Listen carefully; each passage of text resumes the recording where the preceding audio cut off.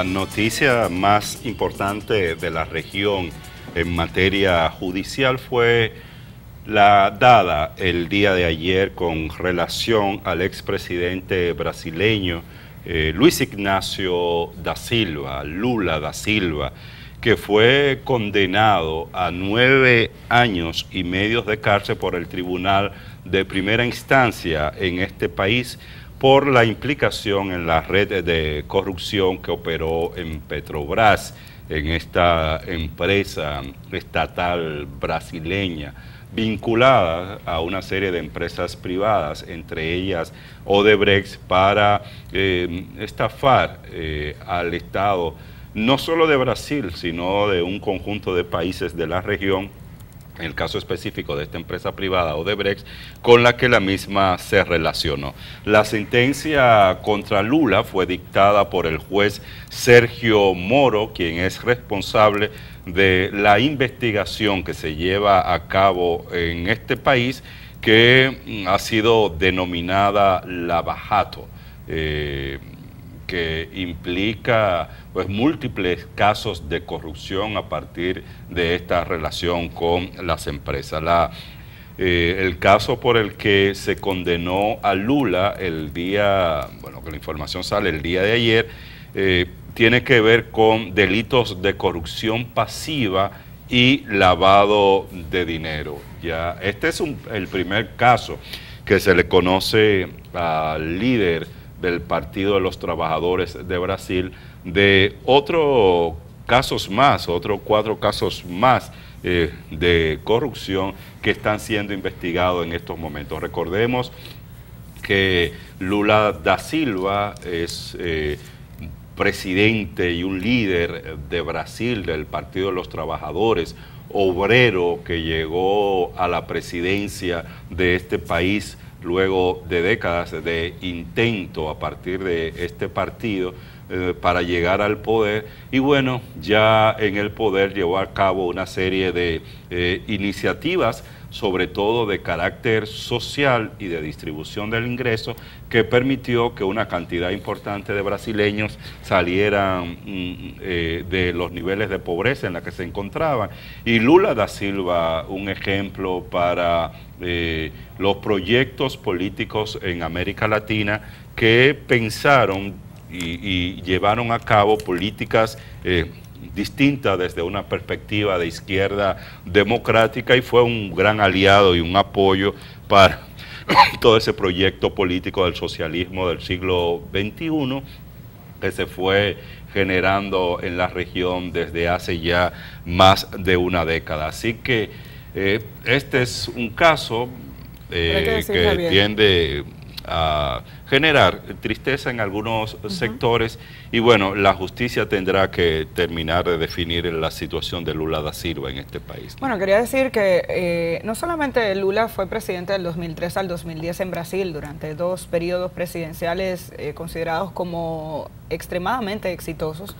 por algunos de los hechos que acabas de citar, una reducción de la pobreza al mínimo en Brasil, sacando más de 30 millones, o entre 30 y 40 millones de brasileños de la pobreza, sino que en este momento está siendo visto como un posible candidato a la presidencia para el año 2018 y goza de la más alta popularidad entre los nombres que se están citando en este momento en Brasil. Por esa razón, la consternación que genera esta decisión del juez Sergio Moro, que es el juez que desde hace ya 3 años está llevando a cabo toda la investigación de los casos de corrupción en Brasil, que iniciaron con el caso Petrobras y que ha desmontado toda una estructura de corrupción en la que estaban ligados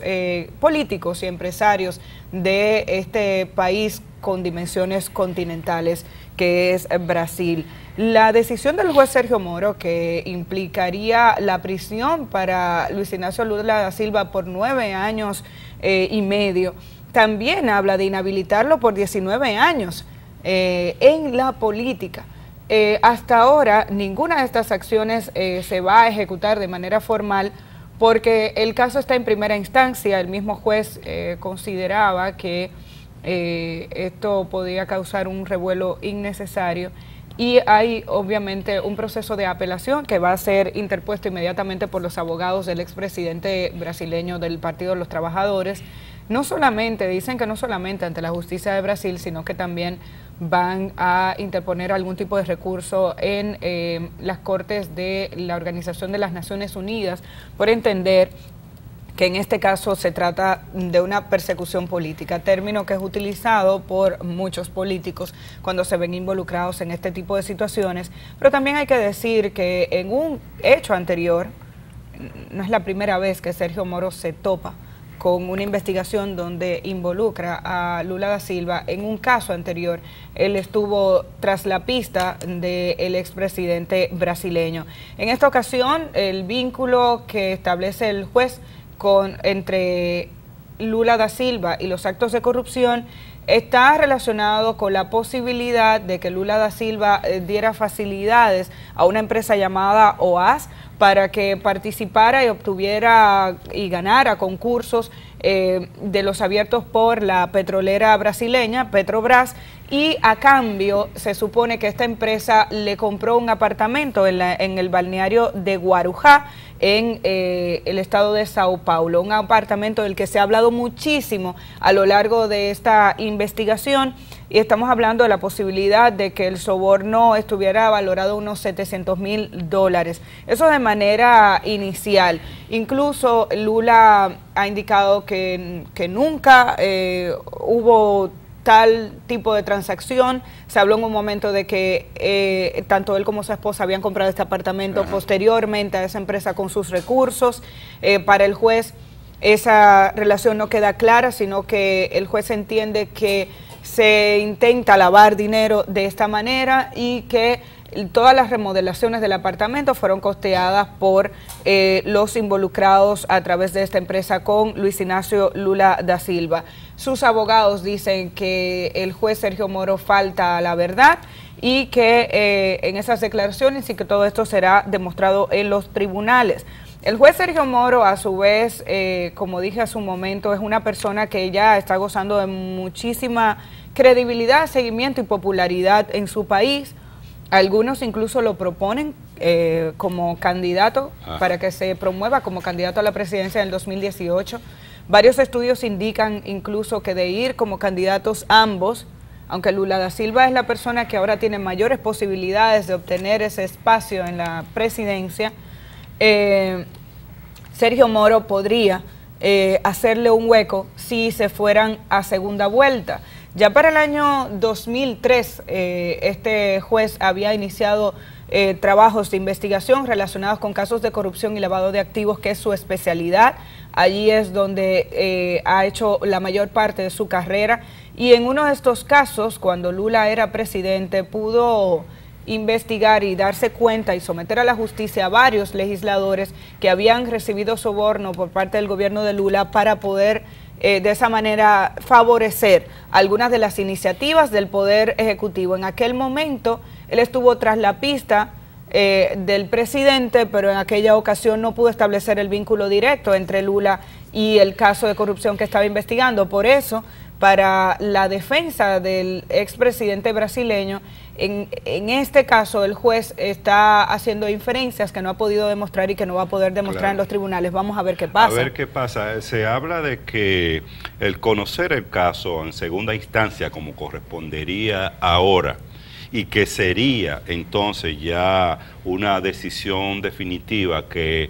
de ser en la dirección en la que la tomó el juez Moro en esta ocasión, inhabilitaría a Lula da Silva para las elecciones del 2018, como señalas, pero conocer esta decisión en segunda instancia no tiene un plazo, el conocimiento de esta decisión no tiene un plazo definido. Habría que ver, se estima si a finales de este año, el próximo año, en segunda instancia se puede conocer este caso. De todas formas, las elecciones son en octubre del año 2018. Si hay una decisión de segunda instancia donde se ratifica el fallo del juez Moro, entonces Lula da Silva no podría participar, no podría ir. Si la decisión se da después del proceso electoral de octubre del 2018, Lula da Silva es electo, pues tendría que salir o renunciar de su cargo, pero de todas maneras esto ya desde ya crea una situación política muy compleja en una sociedad que de por sí está dividida. Recordemos que con el caso de la expresidenta Dilma Rousseff, que fue sacada del poder a partir de un juicio político que se llevó a cabo en el Congreso de este país, se veía la polarización y la tensión en Brasil que se tiende a agudizar con esta decisión del juez Moro. Pero bueno, estamos pendientes de este caso. De todas formas, hay algo que queda bastante claro, y es que este caso de Lava Jato, este caso de Petrobras, su relación fraudulenta y corrupta con otras empresas privadas de este país, y al mismo tiempo la práctica de corrupción a nivel internacional que promovieron estas empresas, remueve los sistemas políticos, no solo de Brasil, sino que ha estado creando una situación política de mucha tensión y de búsqueda de manera de transformar las prácticas políticas existentes, no solo en este país de Brasil, sino en muchos otros países de la región, incluyendo la República Dominicana, Colombia, por ejemplo, en el día de ayer, que la Fiscalía ratifica que en la campaña del presidente Santos se recibió dinero por parte de Odebrecht, pero ahí está el caso de Perú, Argentina, Panamá, muchos otros países. Es decir, hay un cuestionamiento a partir de este escándalo de corrupción a la clase política, a los partidos políticos, a la manera que se ha estado haciendo la campaña, que uno supone esta situación deberá revertir este tipo de prácticas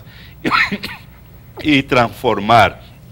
el sistema de partidos políticos en la región. Bueno, y no podemos olvidar que en medio de esta situación el presidente actual de Brasil, Michel Temer, está en la cuerda floja también a la espera de una decisión del Congreso, porque también está siendo acusado de tener vínculos con actos de corrupción. En el caso de Brasil, tú decías, hay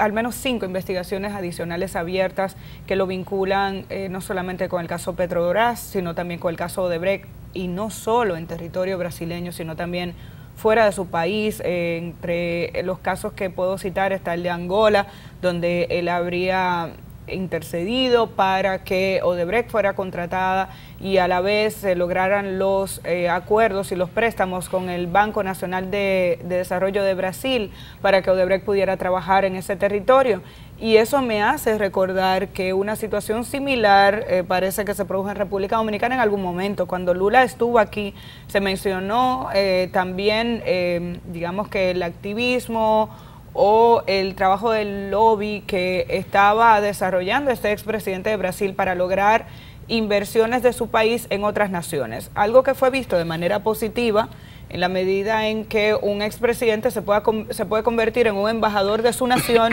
para promover su estructura y a partir de ahí acompañar a las embajadas en busca de mayores inversiones. Pero recuerdo muy bien que se habló incluso de la posibilidad de que funcionara como una especie de intermediario para hablar de esas facilidades y ese financiamiento que estaba dando el Banco de Brasil a obras que construían las empresas de su país en otros países de la región e incluso de otros continentes. El caso de Angola es muy particular porque se está hablando de la posibilidad de que a cambio de estas gestiones él recibiera recursos, y se está hablando de unos 20 millones de reales, que si mal no calculo estamos hablando de 6 millones de dólares aproximadamente al cambio del día de hoy. Así que vamos a estar pendientes de qué ocurre en Brasil con relación a este tema. Indudablemente es un tema para prestarle atención. Estamos hablando de uno de los presidentes que salió con más alta popularidad del poder y que goza de muchísimo reconocimiento a nivel internacional por las acciones que implementó en su país y la manera en que internacionalizó a Brasil y lo colocó como una potencia mundial con la que hubo que discutir muchos temas, llevando incluso la bandera de toda Sudamérica en algunos casos específicos, colocando a la cabeza a varios países de la región suramericana para discutir con grandes naciones sobre temas relevantes a nivel mundial. El que esté Lula da Silva en esta condición evidentemente es para prestarle